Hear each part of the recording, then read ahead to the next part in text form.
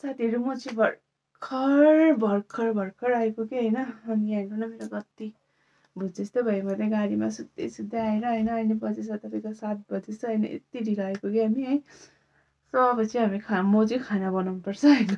कस्तो थाकिरहेको छ तर के छैन। अनि म चाहिँ छिटो स्पिड लुगा फेरेर चाहिँ स्पिड खाना बनाउने छु। अनि के बनाउने छु त तपाईलाई देखाउने छु एकछिन। म चाहिँ स्पिड मुखहरू दिएर पनि आइसकेँ किचनमा। अब चाहिँ म खाना बनाइहाल्छु है। बनाइहाल्छु स्पिड भन्दाखेरि चाहिँ मैले दाल चाहिँ बसिसकेँ हैन। अब चाहिँ म आलुको भर्ता बनाउँछु। आज म सिम्पल खाना बनाउँछु भट्टाभट हो। सो तपाईहरु पनि हेर्दै गर्नुहोस् ल। अब चाहिँ म आलुलाई उसिन्ने हैन। मेरो चाहिँ दाल पाकेर पनि मैले खनाएँ हो। अब चाहिँ आलुलाई उसिनेर है यति भएर काफी हुन्छ हामी दुईजनालाई। सो आलुको चाहिँ म चाहिँ आज चाहिँ भर्ता बनाउँछु हैन। आलुको अचार भनौँ न। सो यहाँ आलु उसिन्यो हैन। रेडी छ। अब चाहिँ स्पिड आलु यो चाहिँ पाकी पनि हाल्छ। छिटो मिठो हो। मिठो हुन्छ साथीहरु। मेरो आलु पनि पाकिसकेको छ है। अब यसलाई चाहिँ मजाले यसरी मिक्स गरेर हैन आलुलाई अनि रेडी पनि भइहाल्छ। अचार हो ज्यादा टाइम पनि लाग्दैन हैन।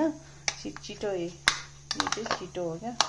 मिठो हुन्छ क्या साथीहरु यस्तो मिठो हुन्छ क्या।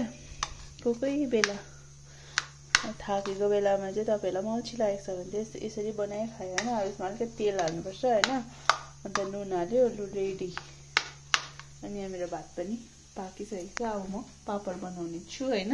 अनि मेरो डिनर रेडी भइसकेको छ। साथीहरु मेरो चाहिँ आलुको भर्ता रेडी भइसकेको छ हैन। यसमा मैले केही हालेन हैन। सिम्पल बनाएको चाहिँ मैले अचार बनाएको हैन। त्यही भएर यहाँ चाहिँ रेडी भइसक्यो हैन। दाल भात अचार हैन। अब म चाहिँ पापड बनाउँछु हैन। यो चाहिँ मेरो रेडी भइसक्यो। हेर्नुहोस् सादा